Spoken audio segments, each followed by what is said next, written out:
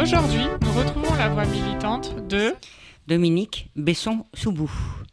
Tu nous as dit que tu as milité au PCR, donc qui sont venus vers toi après, etc. Et aujourd'hui, tu es au PCF. Comment ce chemin il s'est fait ?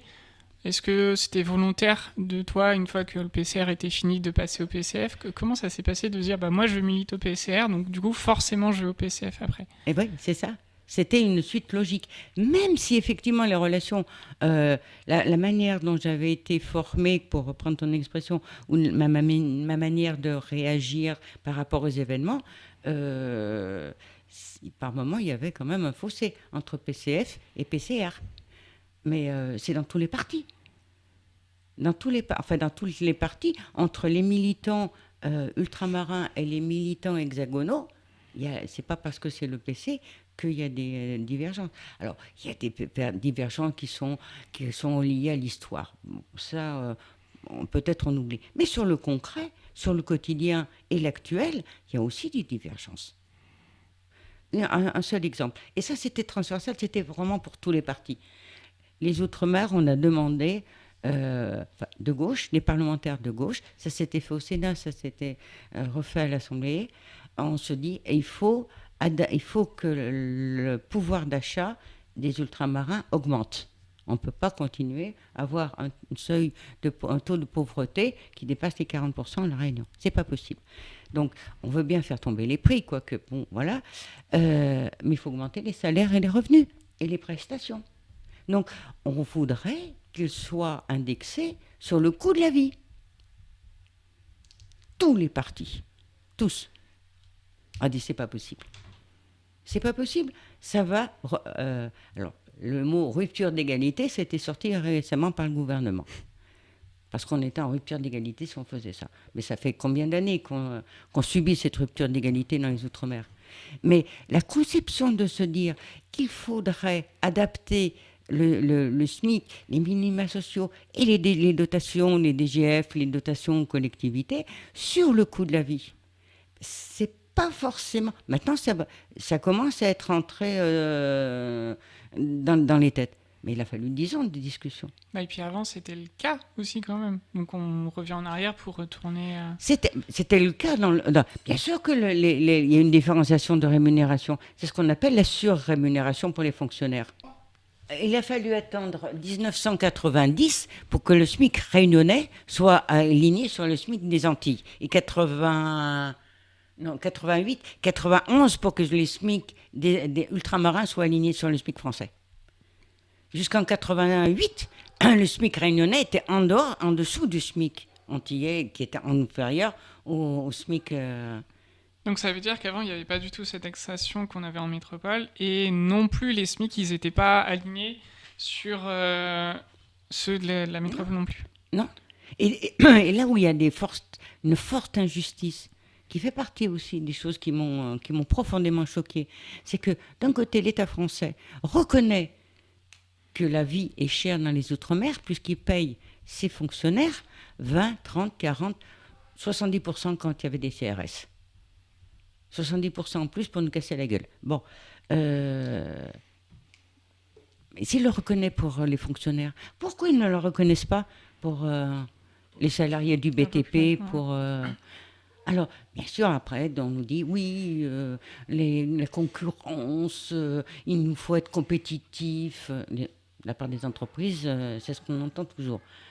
Oui, mais il y a peut-être une autre façon aussi de travailler. Et pas être forcément, obligatoirement vouloir concurrencer, pour ce qui est de la Réunion, les productions de Maurice ou de Madagascar, parce qu'on n'y arrivera jamais. C'est juste pas possible. Mais la France aurait pu jouer. Elle avait la francophonie. Qu'est-ce qu'elle en a fait de la francophonie, la France ? Qu'est-ce qu'elle a fait, à part fermer les yeux sur, par exemple, Madagascar, où des grands groupes pharmaceutiques, et pas que français, sont allés acheter les principes actifs de certaines plantes, ou de certains, principes actifs ou molécules, de plantes de Madagascar, pour en faire des médicaments. C'est-à-dire que maintenant, vous êtes à Madagascar, vous ne pouvez pas vendre... Un herboriste ne peut pas vendre le résultat de ces plantes sans payer une sorte de redevance à l'industrie pharmaceutique. C'était sous les yeux de la France. Bon, la regarder ailleurs et puis terminer. Comment voulez-vous ne pas être révolté ?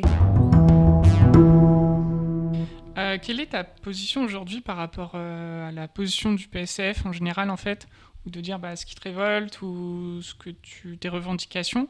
Est-ce que tu penses qu'avec le PSF, il y a toujours la place pour arriver à les mettre en place ou pas? Oui, au PCF comme dans tous les autres partis. Je crois qu'à un moment, on se retrouve tous, malgré ce que l'on peut entendre dans certaines chaînes de télévision, voire dans les journaux, dans certains médias, en disant que la NUP, nanana, nanana,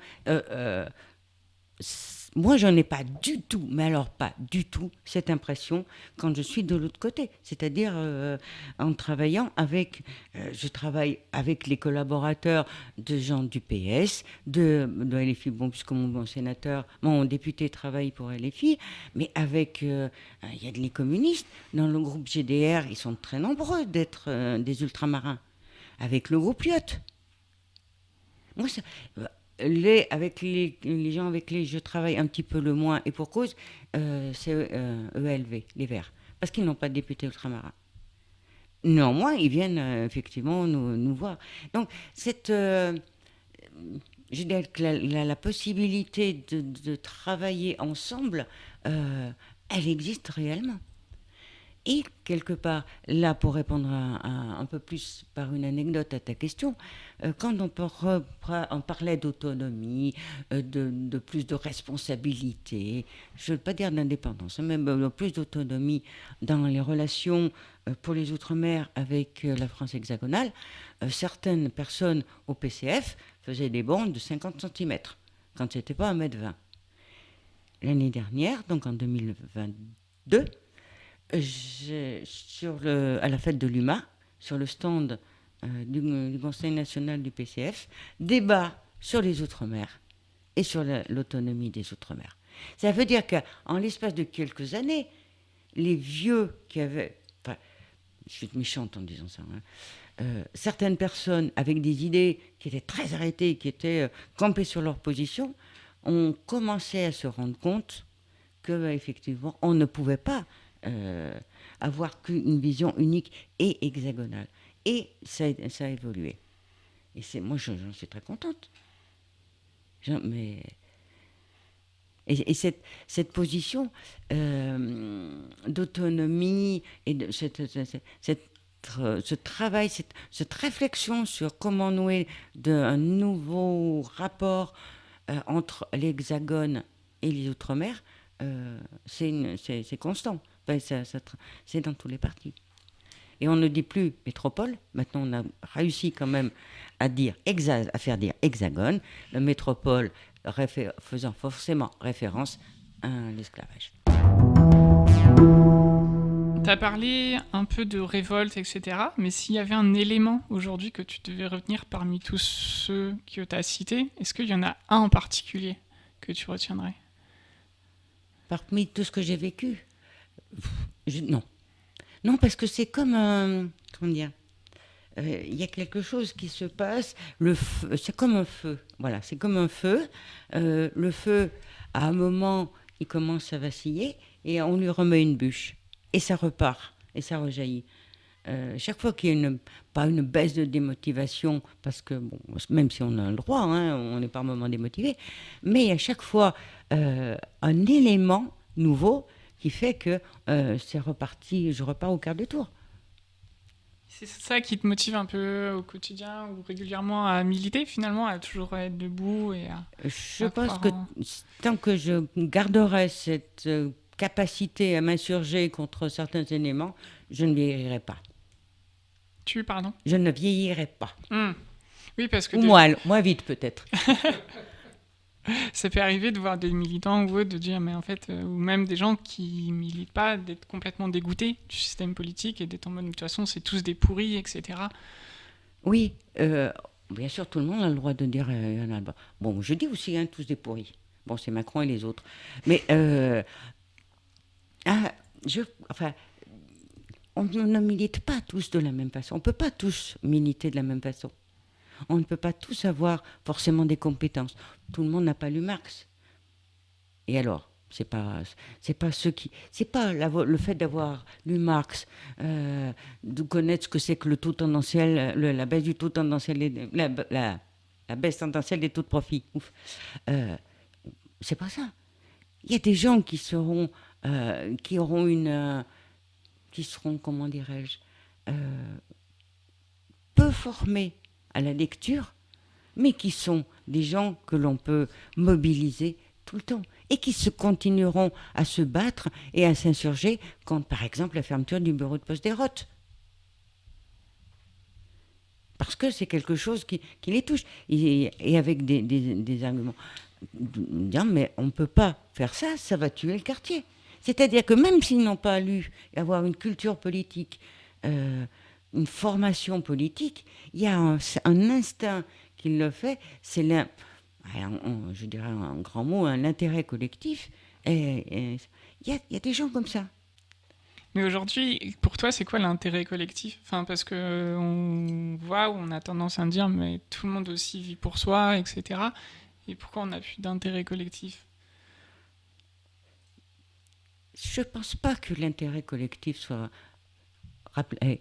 Il n'y a pas si longtemps, qui eût cru que dans les rues de Vendôme, il y a autant de manifestations le mardi ou le jeudi, je ne sais plus. L'un ou l'autre, ouais. C'était énorme. C'était énorme. Et ce n'étaient pas forcément des gens qui n'étaient pas concernés. Comme on voit dans certaines manifestations avant, c'était des retraités. Mais là, c'était des gens en disant, ben, ma fille, mes petites filles, il y avait quelque chose qui s'est passé. Et donc l'intérêt collectif, bien sûr qu'il est là. Les rassemblements qui se sont passés de façon plus ou moins spontanée pendant le Covid, à la suite de l'assassinat du Noir en Amérique, je ne me rappelle plus comment il s'appelait. Oui, le mouvement Black Lives Matter. Okay. Mais c'était pendant le Covid. La manifestation a été spontanée. Les manifestations spontanées contre la volonté de dissoudre les soulèvements de la terre, et ils ont perdu. Hein. Oui, on est la nouvelle aujourd'hui. C'est pas... cette conscience, elle vient de personnes qui ne sont pas forcément encartées. Et c'est là qu'il y a un intérêt maximum. Parce que le fait de ne pas être encarté ou de suivre un parti permet d'avoir de continuer un combat sur d'autres terrains. Mais ça reste quand même une minorité de la population, surtout qu'il y a une répression et il y a beaucoup de lois sécuritaires qui se mettent en place. Bien sûr. Donc, quel est l'intérêt de tout ça? Enfin, je grignote un petit peu, mais bah oui, il y a des gens qui se bougent, il y a des gens qui finissent dans le coma, etc. Mais quelle est la place en fait de militer, de sortir, de faire des actions? Est-ce que vous avez vu le nombre de jeunes dans les manifestations pour les retraites? Ils ne sont pas directement concernés. Ils ont encore 20 ans à bosser, minimum. Bah oui, il y avait même les lycéens qui avaient beaucoup plus que ça, oui. Voilà. C'était à un moment, trop c'est trop. Et qu'est-ce qui peut faire partir un mouvement? C'est pas forcément là où on attend la rébellion, la révolte, et ça peut partir de quelque chose que l'on ne maîtrise pas. Ce qu'ils appellent les émeutes, bon, on en pensera ce qu'on en voudra, mais c'est un moment de révolte. C'est quelque chose où on dit stop. Alors, dans des manières totalement virulentes, de cassage et tout. Ok, c'est pas... Bon, s'en prendre à des personnes, ça, non. Bon, un abribus, à des poubelles, bon, oui, un abribus, c'est une poubelle, quoi. Après, mais c'était des mouvements. Les Gilets jaunes, qui auraient pensé qu'il y ait cette volonté tout d'un coup, mais ça échappait à tout le monde, à tous les partis politiques, à tous les syndicats. Après, il y a eu la récupération. Mais c'était un mouvement spontané. Et c'est de l'intérêt général. C'est à un moment, la coupe est trop pleine et ça déborde. Tu penses qu'il y a eu beaucoup de récupération sur l'épisode des Gilets jaunes? Oh oui, De la part de qui et de quelle manière? pratiquement tout le monde. Parce qu'au début, tout le monde était friand pour en parler, se positionner. Oui, mais après, bon, les Gilets jaunes, ils ont bien commencé à dire, ok, pas forcément, on ne veut pas forcément de partis politiques. Ils ne voulaient pas être récupérés. Et c'est les sortes d'infiltration qui s'est passé. Ou alors pire, des gens qui sont dire, je l'ai entendu, hein, ah, moi j'étais sur les barricades, je leur ai appris à faire une assemblée générale. Non mais ça va pas la tête. Comme si les gens ne pouvaient pas. Enfin, et l'autogestion, c'est quoi? Et cette récupération, elle a été lieu. Et on l'a vu, clairement. Parce que maintenant, les Gilets jaunes, tout le monde en parle. Même ceux qui étaient opposés, qui les traitaient de fachos, qui les traitaient d'extrémistes. Et tout le monde, quand je parle de... Alors, c'est peut-être pas le mot récupération qu'il faudrait, mais quelques années plus tard, on trouve que le mouvement, ben voilà, ça fait référence, les gens se positionnent. Certains politiques se positionnent sur ça et ben, ils récupèrent ce mouvement-là. Et dans tous les partis, hein, cher ami, dans tous les partis. Mais c'est vrai qu'en général, la récupération, elle est vue tout de suite négativement. Alors qu'en fait, des fois, c'est juste une question de dire, mais en fait, on a les mêmes intérêts que ce que vous revendiquez politiquement. Et aujourd'hui, bah, on voit bien qu'en fait, c'est une histoire de politique sur tout ce qui se passe. Et que, bah oui, il y a une sorte de récupération dans le sens où on a des intérêts communs et que comme les gens sont dégoûtés de la politique, enfin en tout cas c'est mon avis, bah ils veulent pas du tout entendre parler de politique et c'est comme ça qu'ils vont dire, bah non, on n'en veut pas. Oui. Oui, bien sûr. Le système établi en disant les politiques sont des tous pourris, on a tout essayé, ça ne changera rien, on l'a tous entendu en faisant du porte-à-porte. Et ce que j'ai, moi, entendu de plus en plus, c'est des gens qui ne votaient pas parce qu'on était tous pourris. Et je l'ai entendu pour les présidentielles. Le discours qu'on nous tenait, c'était, mais votre programme, il est bien. Quel que soit le programme, hein, le candidat, à gauche, vous avez des bons programmes, vous devriez être ensemble. Mais de toute façon, même si vous étiez ensemble, vous ne gagnerez jamais face au CAC 40. Et là, c'est autre chose. C'est pas des tous pourris. C'est un moment de se dire qu'effectivement, cette résignation par rapport... Voilà. Alors, le mot capitalisme n'est jamais été prononcé hein, dans les gens. Mais on te parle du CAC 40. On te parle de la grosse finance. On te parle de Macron en tant que Rothschild, pas en tant que président, enfin, le valet de Rothschild, mais pas en tant que président de la République. Mais il y a une prise de conscience et les gens ne votent pas forcément parce qu'on est tous pourris, mais parce que le pouvoir est déséquilibré. Le pouvoir politique perd de sa crédibilité au profit. Et là, moi, je trouve que c'est une avancée. Bon, maintenant, comment s'en sortir, c'est un autre paire de manches. Du coup, je vais retourner sur les élections. Donc, on a vu que tu étais directrice de campagne, que tu étais aussi assistante parlementaire. Et aujourd'hui, tu es dans une situation un peu particulière où du coup, tu es titulaire pour des sénatoriales, la question qui devait arriver. Suppléante. Suppléante, pardon. Et quelle est ta position par rapport à ça? Parce qu'on est quand même dans un contexte où il y a la NUPES au national, et on a eu cet accord qui est tombé avec PCF, ELV Génération et PS, sans FI du coup, pour les sénatoriales. Là, c'est du national. Donc moi, je ne peux pas me prononcer... moi, je le regrette, parce qu'effectivement, l'union fait la force. Et on aurait dû partir tous ensemble. Bon, c'est comme ça.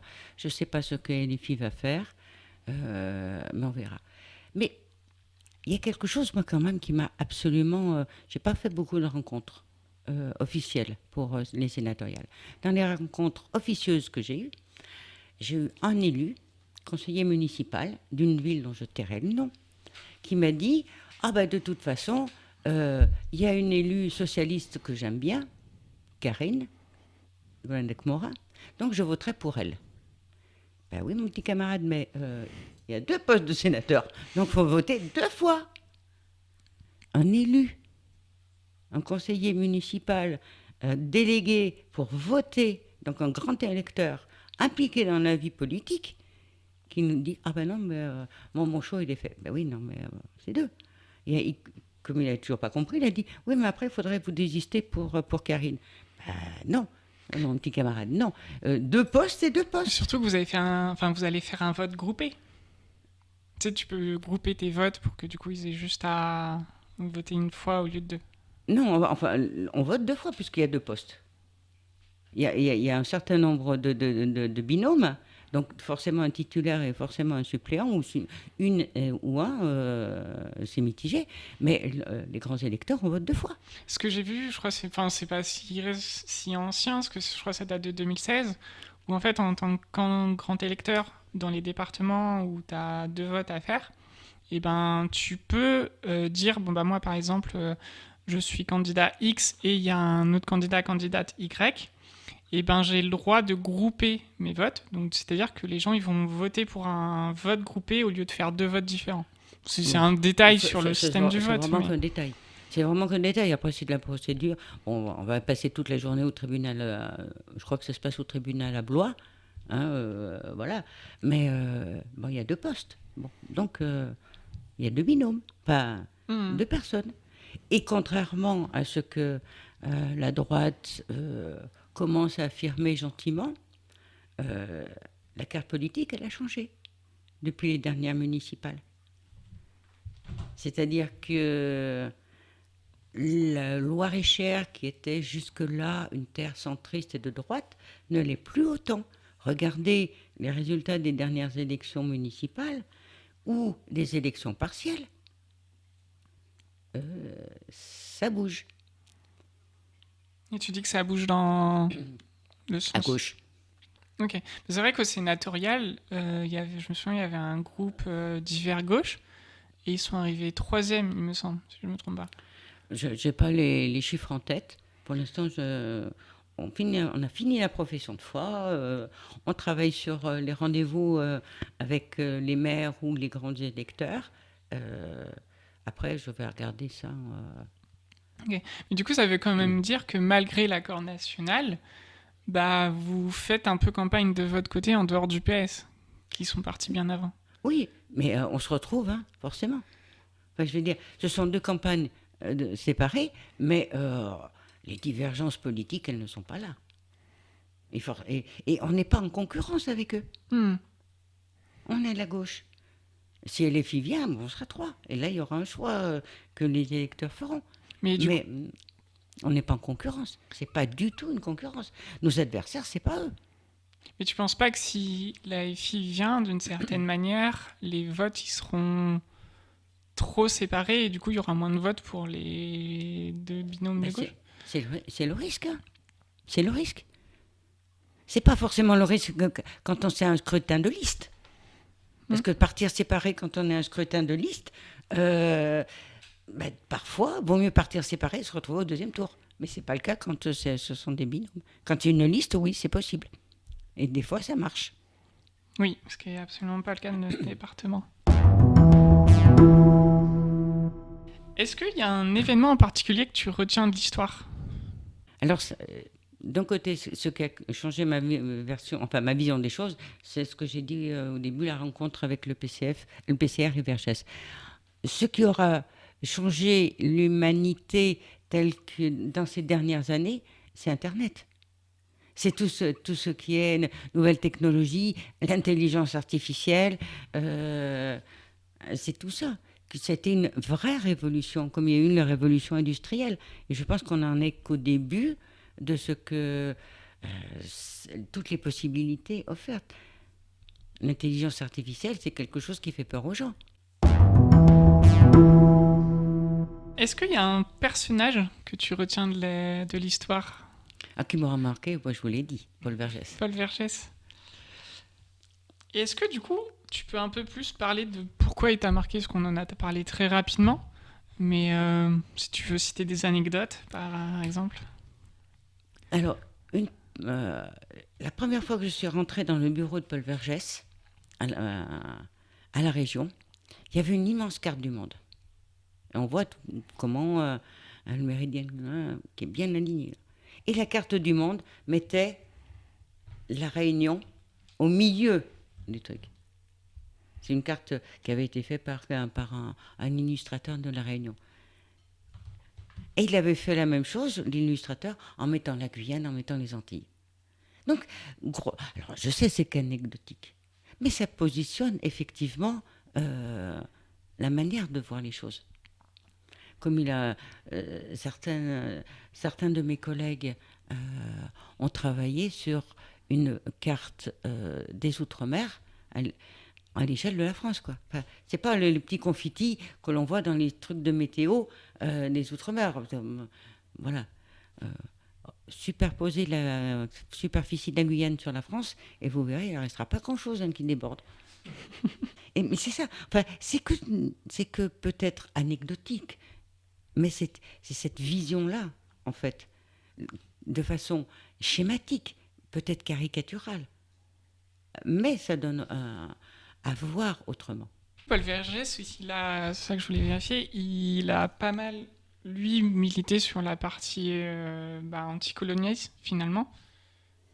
Et on n'en a pas forcément beaucoup parlé ou évoqué ce mot aujourd'hui, mais comment tu vois la place encore de la France par rapport à ces militants qui sont encore présents aujourd'hui sur l'aspect antidécolonial ?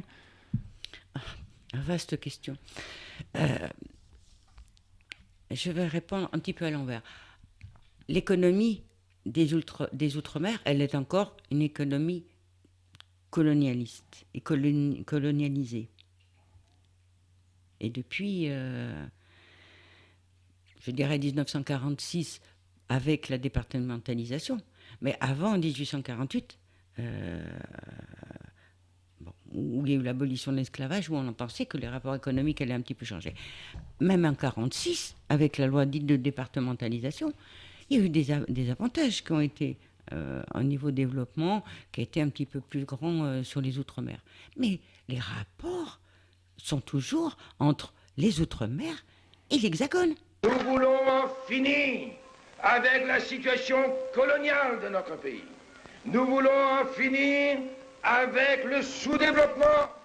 Et nous partons des données historiques de la Réunion et nous voulons qu'à tout prix l'aspiration à la dignité, à la responsabilité de la direction de notre pays se concilie avec notre volonté de rester dans la République française.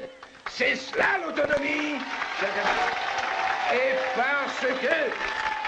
Et parce que la classe ouvrière, parce que les petits et moyens plantaires dans notre pays pèsent d'un poids décisif, cette autonomie aura un contenu économique, social et politique tel que personne ne se trompe sur notre mot d'ordre d'autonomie démocratique et populaire. Quelle est la possibilité ? Il a fallu attendre 2006, je crois de tête, pour qu'on envisage la possibilité pour les Outre-mer de travailler avec les pays de la zone. Donc cette économie, toujours dans le même sens, et d'importation de France et après d'Europe, l'économie, elle est encore sous tutelle. Mais s'il a fallu, depuis 1946, qu'on n'arrive pas à s'en sortir de cette économie coloniale, la décolonisation des mentalités, on n'y est pas encore. On n'y est pas encore.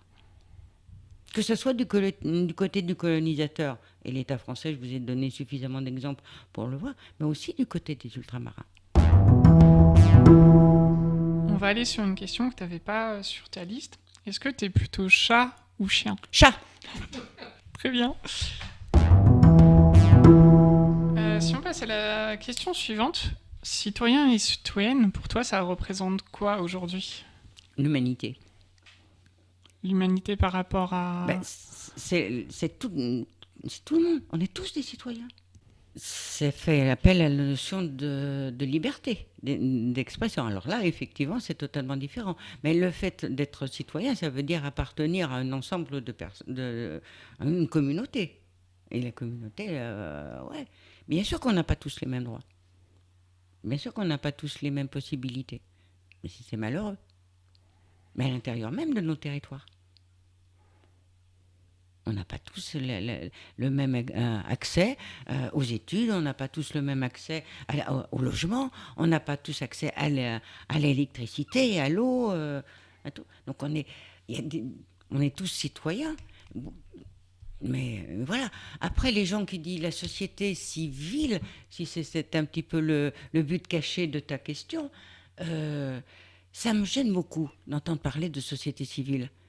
Parce que étymologiquement, civil, on l'oppose à militaire ou clérical. Bon. Oui, mais moi je me sens pas l'âme d'un flic et pas plus d'un militaire ou d'un évêque. Donc on est tous société, enfin, se dire, non encarté, je veux bien, mais la société civile, j'ai du mal à ce concept-là.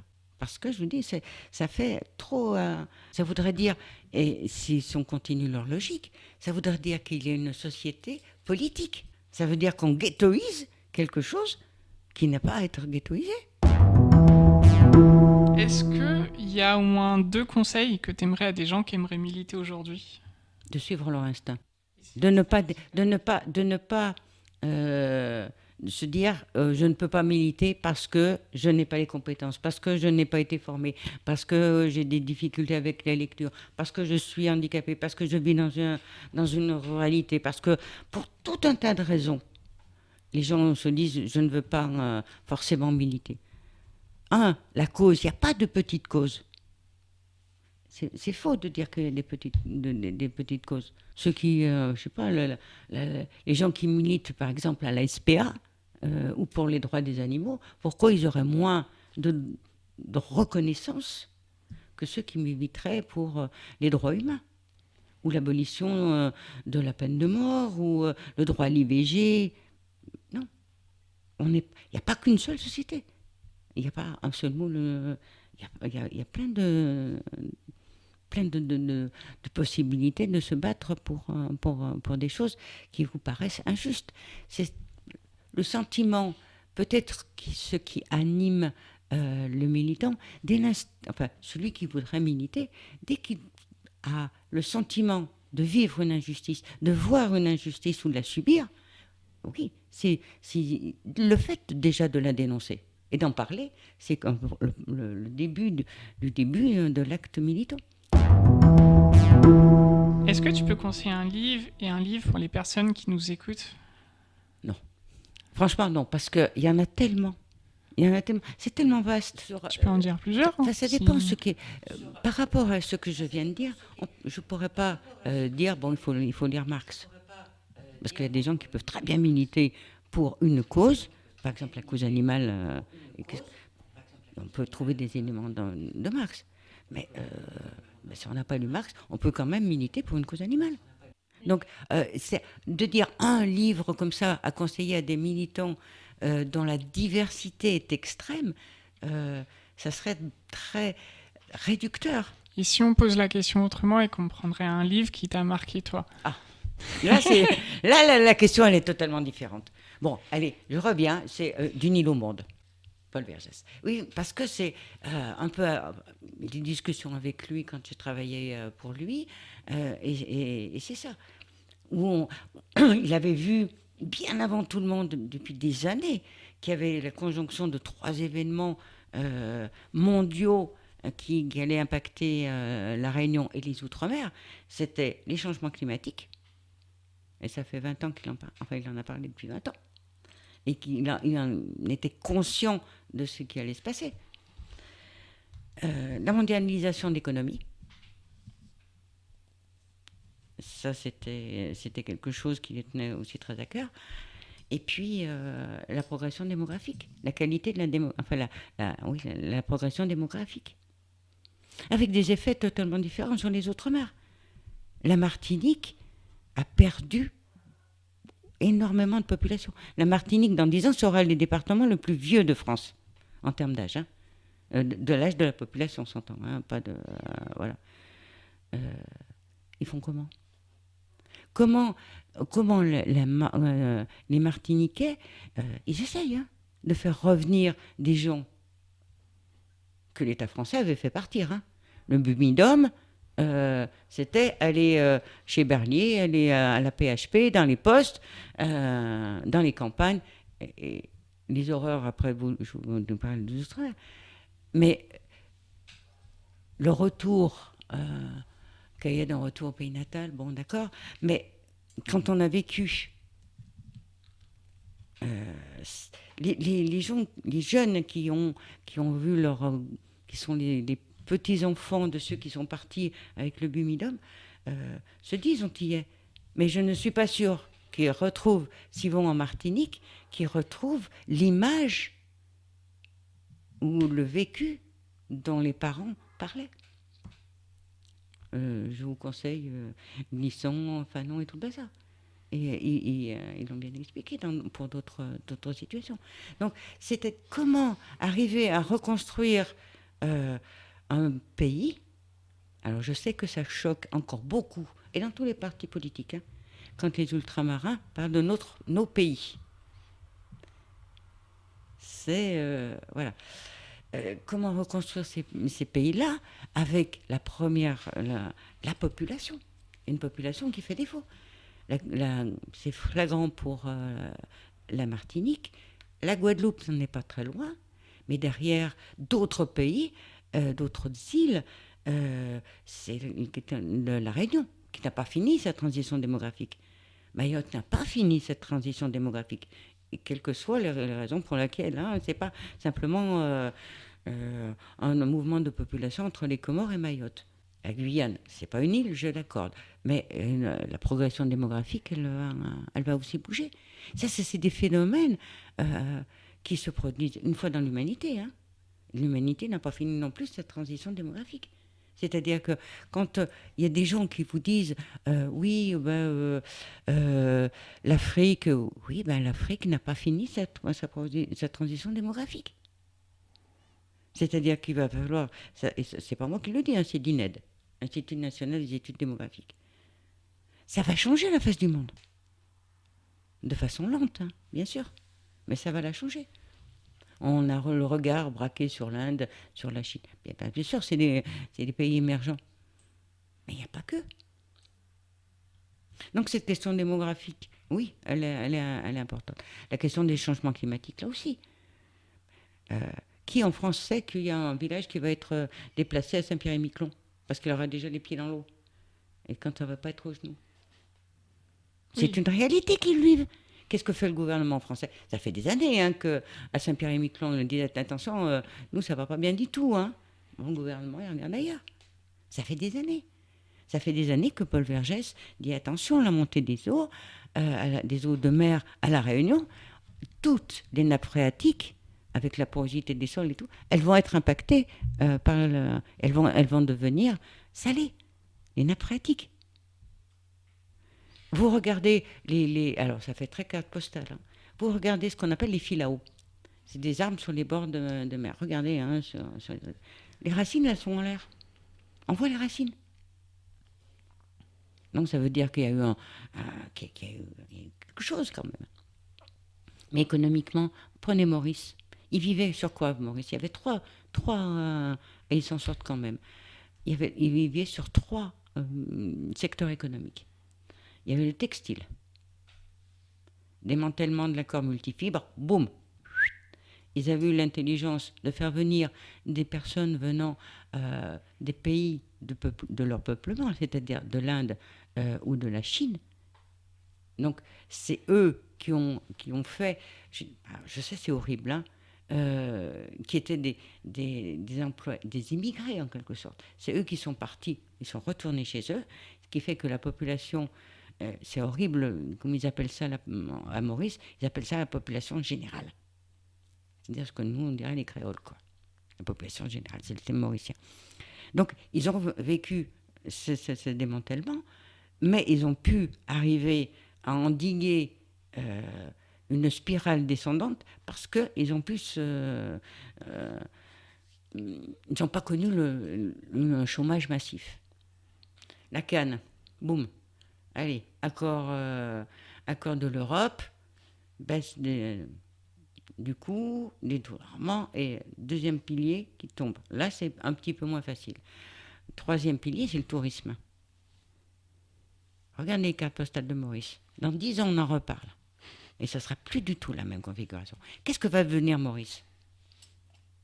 Et qu'est-ce que va devenir la Réunion ? Quoique, en termes de tourisme du bord de mer, la Réunion sera épargnée. Il y a beaucoup plus les cirques, la montagne, les volcans, beaucoup plus de sportifs. Mais qu'est-ce que ça va devenir ? Et puis, c'est aussi la question à niveau international de la gestion des déplacements des populations. Finalement, comment ça va être géré ? Et aujourd'hui, on voit très bien les réponses qui commencent à être en place, ce qui est complètement catastrophique. On en est où du statut de réfugié climatique ?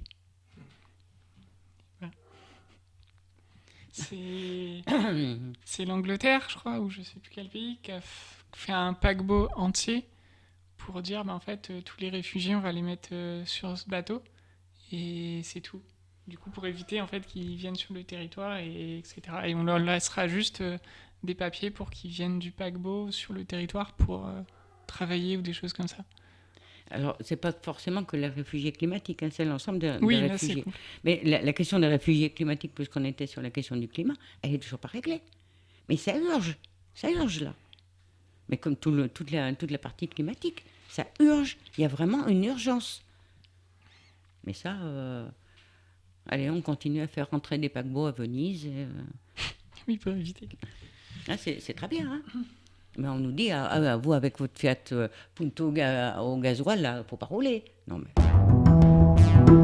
Merci pour votre écoute et nous retrouverons notre voix militante au prochain épisode.